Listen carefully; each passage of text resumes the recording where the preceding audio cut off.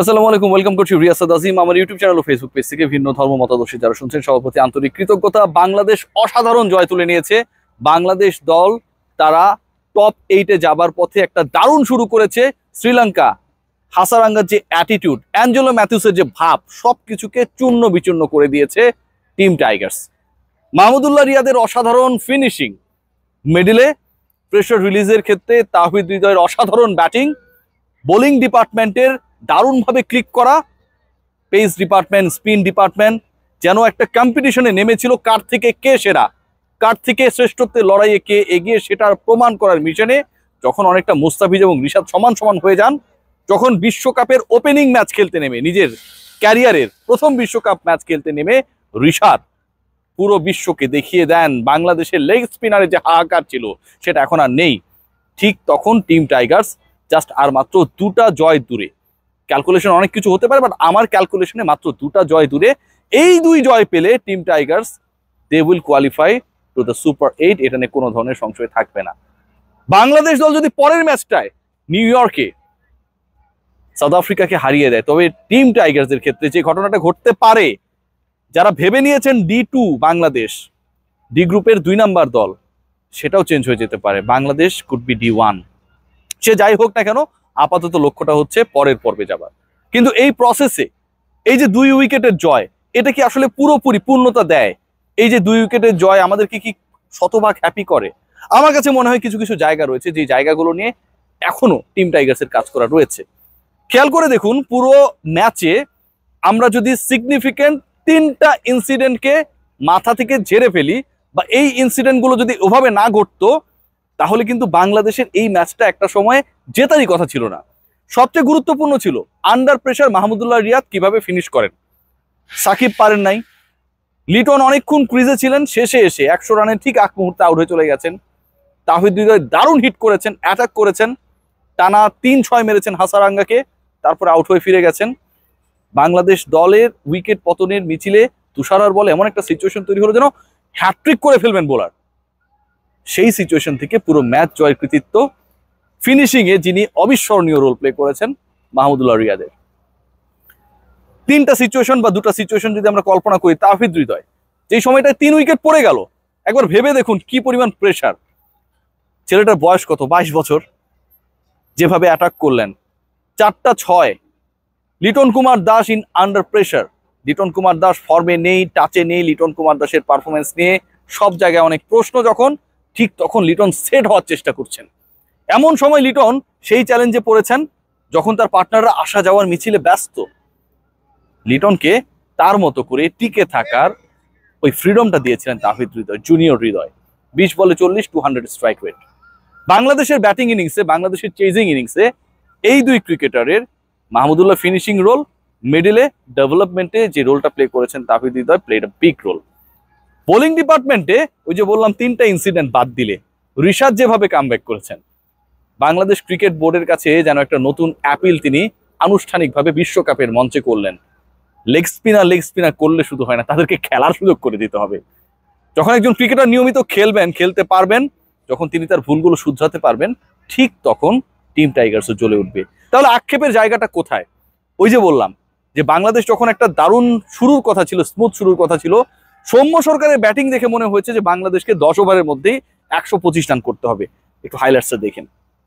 নাজমুল হোসেন শান্ত যখন মনে হচ্ছিল এই বিশ্বকাপে, গত বিশ্বকাপে T20 বিশ্বকাপে বাংলাদেশের হাইয়েস্ট রান গেটার, তিনি আবারও ফর্মে ফিরবেন, সকল প্রশ্নের উত্তর দেবেন ওই 22 গজে তার উইল ওয়ার্ডে, ঠিক তিনি যখন বাংলাদেশের হয়ে টিকে থাকা দরকার ছিল, পাওয়ার প্লেকে কাজে লাগানোর কথা ছিল, বাংলাদেশ 34 রানে বেশি তুলতে পারে নাই। এটাও একটা বড় আক্ষেপ। নাজমুল শান্ত ফিরে গেছেন। বাংলাদেশের আরো একটা বড় আক্ষেপের নাম সাকিব আল হাসানের ব্যাটিংটা ইদানিং ঠিকঠাক হচ্ছে না। বাট আমি বিশ্বাস করি সাকিব কোনো একটা সমস্যায় আছেন এবং সেটা থেকে তিনি দ্রুত বের হয়ে আসবেন। এই যে সাকিবের ব্যাটিং, আমরা আপ টু দ্য মার্ক পাচ্ছি না, নাজমুল শান্ত স্ট্রাগল করছে, ক্যাপ্টেন একটা ভালো ইনিংস খেললে তো এই ছেলেটার মানে পুরো পরিকল্পনাটা চেঞ্জ হয়ে যায়, মেন্টালিটি চেঞ্জ হয়ে যায়, কনফিডেন্সের লেভেল চেঞ্জ হয়ে যায়। কিংবা সৌম্য সরকার 0 রানে আউট হয়ে গিয়ে ট্রলের শিকার হচ্ছেন শূন্য সরকার বলে। এদেরকে আসলে প্রপার গাইডলাইনটা দিবে কে? Here is the question. অনেকেই বলার চেষ্টা করেছেন যে রিয়াসাদ আজিম ম্যাচের আগের দিন 10 ক্রিকেটার কেন বিশ্রামে সময় কাটালেন, সেটা নিয়ে প্রশ্ন তুলেছে। অবশ্যই সৌম্য সরকার কেন, যেহেতু তিনি প্রপারলি ফর্মে নেই, সেই সুযোগটা কাজে লাগাবেন না, এটা অবশ্যই বড় প্রশ্ন। চান্ডিকা হাথুরুসিংহ এর দলের কোচ, আমি মেনে নিলাম 10 জন ক্রিকেটারকে আপনি ছুটি দিয়েছেন, বাকি 5 জন 6 জন তো মাঠে এসেছিল, সেই ক্রিকেটারদের সাথে আপনি কাজ করবেন না? নাজমুল হোসেন শান্ত যখন ব্যাটিং এ স্ট্রাগল করছেন, ঠিক তখন নাজমুল হোসেন শান্তকে কাজ করতে হয়েছে স্পিন বোলিং কোচ মুস্তাক আহমেদের সাথে। সিরিয়াসলি ভাই, আফিফ হোসেন ধ্রুব যিনি 15 সদস্যের বাইরের ক্রিকেটার, তাকেও হেল্প করেছেন মুস্তাক আহমেদ। যে মানুষটা হেড কোচের দায়িত্বে, যে মানুষটা এতগুলো টাকা নিয়ে বাংলাদেশে জব করছেন হেড কোচের, অনেক সময় বিসিবির ডিরেক্টরদের থেকেও তিনি অনেক বেশি পাওয়ারফুল, সেই চান্ডিকা হাথুরুসিংহে এইটুকু সময় পান না, ম্যানেজ করতে পারেন না যে আমার captain out of form, I should work with him. আমি যদি ভুল বলি আপনারা বলবেন ভাই, শান্ত তো ব্যাট করতে এসেছিল, কিন্তু শান্তকে হেল্প করার জন্য, তার প্রবলেম আইডেন্টিফাই করার জন্য, শান্তকে কনফিডেন্ট করার জন্য চান্ডিকা হাথুরুসিংহের এতটুকু সময় হয়নি যে তিনিও সেই মাস্টাং ক্রিকেট একাডেমিতে গিয়ে ক্যাপ্টেনকে সময় দিবেন। এই যে প্রসেস, এই যে সুযোগ পেলেই অপশনাল প্র্যাকটিস, বাংলাদেশের অপশনাল প্র্যাকটিসের যে রীতি তৈরি করেছে গেল বিশ্বকাপ থেকে এই বিশ্বকাপ পর্যন্ত, আজকে সেটাকে যদি সিরিয়াসলি ক্রিকেটারদের মধ্যে তিনি ইনপুট দিতে পারতেন, তাহলে বাংলাদেশকে এই ম্যাচটা, আমরা তো অনেক হ্যাপি হয়ে গেছি, এত কষ্ট করে জিততে হয় না। আপনারা নিজেরা ভাবুন, নিজেরা বলুন তো যে বাংলাদেশের 125 রান করতে এই সিচুয়েশন হবে কেন? কোনো কারণে মাহমুদুল্লাহ রিয়াদ যদি আউট হয়ে যেতেন, কোনো কারণে ওই থ্রোটা যদি স্ট্যাম্পে লাগতো, তাহলে বাংলাদেশ এই ম্যাচ তো হেরেও যেতে পারতো। যে ক্রিকেটারে ফিনিশিং করে আসার কথা সেই লিটন কুমার দাস যখন পারছেন না, লিটন যখন চেষ্টা করছেন, স্ট্রাগল করছেন, তখন দলের সবচেয়ে বড় যিনি অভিভাবক, যিনি, তার সমর্থনটা খুব বেশি জরুরি। একাদশে সুযোগ দিয়ে দিলাম মানে হচ্ছে সব সমর্থন দিয়ে দিলাম, ব্যাপারটা কি তাই? ক্যাপ্টেন যখন রান করতে পারছেন না, তিনি যখন অন্য 3 জন 4 জনের সাথে মাস্টাং ক্রিকেট একাডেমিতে এসে প্র্যাকটিস করছেন, কিন্তু হেড কোচ থাকেন না, তার দেখার সময়টুকু নেই, এটা কি দুঃখজনক না? রান পাচ্ছেন না কিন্তু প্র্যাকটিসে নাই Soumya Sarkar. He was batting like Bangladesh was chasing 125 in 10 overs. এটা কি দুঃখজনক না? আমরা স্বপ্ন দেখছি বাংলাদেশ টপ 8-এ খেলবে, তো টপ 8-এ যেই দলটাকে নিয়ে আমরা স্বপ্ন দেখি, সেই দলটা কেন টপ 4-এ খেলবে না? সেই দলটার ওই ক্রিকেটারদের সেই সামর্থ্যের জায়গাটা কিন্তু আসলে যতটুকু প্রশ্নবিদ্ধ, তার থেকে যে প্রক্রিয়ার মধ্য দিয়ে তারা যান সেটা বেশি প্রশ্নবিদ্ধ। একবার খেয়াল করে দেখি, বাংলাদেশ একটা সময় বিশ্বকাপের, ওয়ানডে বিশ্বকাপের কথা বলছে, যে দুর্দান্ত ক্রিকেট খেলেছিল বাংলাদেশ, কোয়ার্টার ফাইনালসে খেলেছিল 15 সালে, 17 চ্যাম্পিয়ন্স ট্রফিতে সেমিফাইনালসে খেলেছিল, টি-20-তে বাংলাদেশ দল ইংল্যান্ডের বিপক্ষে 3-0-তে সিরিজ পর্যন্ত জিতেছিল। সেই দলটা কেমন যেন ছন্ন ছাড়া। মাহমুদুল্লাহ রিয়াদ, যিনি বাতিলের খাতায়, যাকে বাদ দেওয়াটাই বা বাদ দিয়ে দিতে পারলেই মোটামুটি হ্যাপি হয়ে যায় অনেকেই, কোচ তো সেই লিস্টে মোটামুটি টপ টপ টপ চার্টের মধ্যে রয়েছেন, সেই রিয়াদ শেষ পর্যন্ত বাংলাদেশকে ম্যাচ জেতায়। যেই রিশাদ ঘরোয়া লিগে ঠিকঠাক ম্যাচ পান না, এবার পেয়েছেন শাইনপুকুরে, সেখানটায় মানে আবাহনী ক্রিকেটের সাথে বা বেক্সিমকো ক্রিকেটের সাথে যে ব্যক্তিবর্গ জড়িত, ওবায়দ নিজাম আমাদের খুব ক্লোজ মানুষ, তিনি একটা বিগ রোল প্লে করেছেন, তাকে ম্যাচ যেন খেলার সুযোগ করে দেওয়া হয়, এটা এনশিওর করার জন্য, কিন্তু ওভারঅল তো আসলে সুযোগটা ঠিকঠাক ভাবে পান না।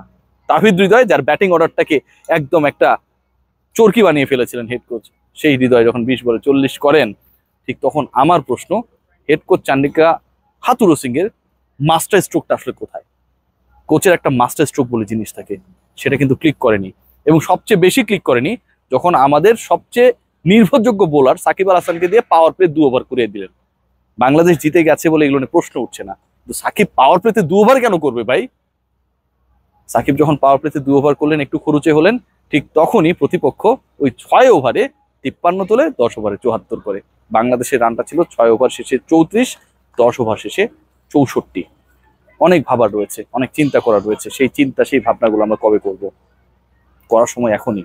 টিম টাইগার্সের সামনে দারুণ এক সুযোগ, এই অপরচুনিটি কাজে লাগাতে না পারলে কবে বাংলাদেশ টি-20-তে নিজেদের নামটা একটা অনন্য উচ্চতায় নিয়ে যেতে পারবে? মাত্র 2টা জয় দূরে। বাংলাদেশ যদি পজিটিভ ইন্টেন্টে খেলে, এবং যারা যেই জায়গাগুলোতে ড্যামেজ হয়ে আছেন, পারফর্ম করতে পারছে না, সেগুলো নিয়ে যদি কোটি টাকা দামের কোচিং স্টাফরা একটু টুকটাক কাজ করে, সৌম্যরা বিস্ফোরক হয়ে উঠতে বেশি দিন সময় লাগবে না। সবাই ভালো থাকবেন।